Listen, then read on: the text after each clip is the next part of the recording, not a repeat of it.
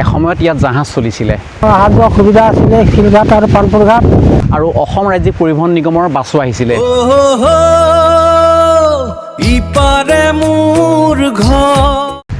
নমস্কাৰ, মই ৰঞ্জিত শইকীয়া। মোৰ এটা নতুন ভিডিঅ'লৈ আপোনালোকক স্বাগতম জনাইছোঁ। মই আছোঁ এতিয়া ঐতিহাসিক পানপুৰ ঘাটত। এয়া হৈছে ব্ৰহ্মপুত্ৰৰ এটা ঘাট। সেই তাহানিৰ 90 দশকৰ আগৰ যি ছবি, সেই ছবিখনৰ এটা আভাস দিবলৈ প্ৰয়াস কৰিছোঁ। শোণিতপুৰ জিলাৰ জামুগুৰিহাটৰ দক্ষিণ অঞ্চলেদি পাৰ হৈ যোৱা ব্ৰহ্মপুত্ৰ নৈৰ পাৰঘাট হৈছে পানপুৰ ঘাট। 90 দশকৰ মাজভাগলৈকে অপৰিসীম গুৰুত্ব আছিল এই পানপুৰ ঘাটৰ।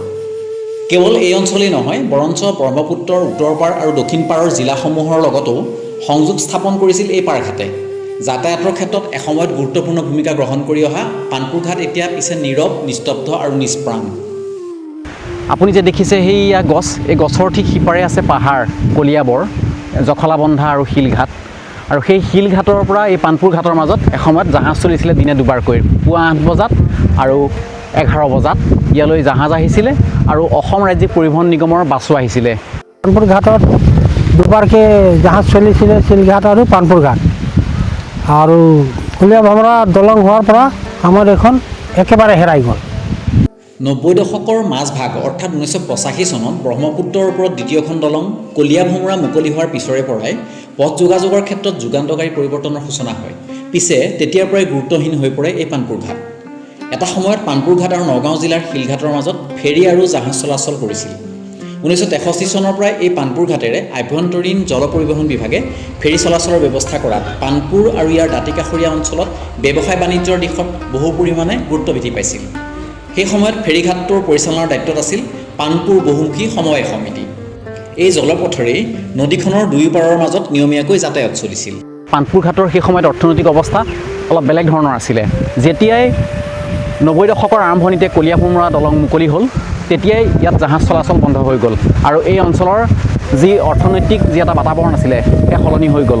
এইখন যে দেখিছে আপোনালোকে নদী, এয়া হৈছে ঘিলাধাৰী নদী, এয়া ব্ৰহ্মপুত্ৰৰ এখন উপনদী।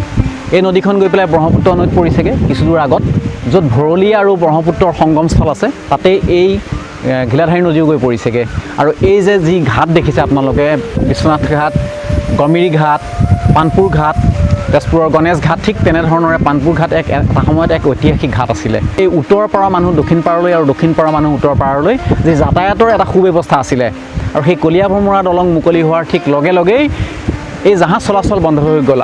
ইয়ালৈ যাতায়াত বা যি সমাগম আছিলে, ব্যৱসায়িক যি বাণিজ্যৰ এটা ঘাটি বা থল হিচাপে পৰিগণিত হৈছিলে, সেয়া বন্ধ হৈ গ'ল। আৰু এই অঞ্চলটোৰ ৰাইজৰ সেই ব্যৱসায়িক যি বাট আছিলে, সেই বাট ক্ৰমাৎ বন্ধ হৈ গৈছে। মোৰ নাম জীৱন চাহনী। জাহাজ চলিতো 18-19 বছৰ আছিলোঁ। তাৰপিছত জাহাজ চলা ভাল লাগিছে। এতিয়া ধৰক এতিয়া জাহাজো গুচি গ'ল, দোকানো ইয়াত নাই এটাও। আৰু গতিকে আমি দুয়োটা সৰু খাৰা মাছ ধৰিয়ে চলি আছোঁ। জাহাজ চলি থকা অৱস্থাত দুই পাৰৰ জনতাৰ মাজত এক সুন্দৰ সংযোগ ঘটিছিলে। দুই পাৰৰ ঘাটত ব্যৱসায়িক প্ৰতিষ্ঠান গঢ়ি উঠাৰ লগতে পৰিবহণ ব্যৱস্থাৰ জৰিয়তেও বহু লোকে আত্মনিৰ্ভৰশীল হোৱাৰ সুযোগ পাইছিলে। কিন্তু কলীয়া ভোমোৰা দলং মুকলিয়ে যিদৰে পথ যোগাযোগ সুচল কৰিলে, ইয়াৰ বিপৰীতে গুৰুত্ব হেৰুৱালে শিলঘাট আৰু পানপুৰ ঘাটে। এই দুয়োটা ঘাটেই এতিয়া ক্ৰমান্বয়ে এলাগী হৈ পৰিছে। ইয়াত জাহাজ নচলে। এতিয়া ইয়াত কেৱল নাও চলে, তাকো সৰু সৰু নাও, যি নাৱৰ জৰিয়তে তেখেতসকলে যি চাপৰি আছে খেতি বাতি চাব পাৰে বা সৰু সুৰা মাছ বা মৎস্য চিকাৰ আদি কৰিব পাৰে। তাৰ বাহিৰে পানপুৰ ঘাট কেৱল এক স্মৃতি হৈহে ৰৈছে।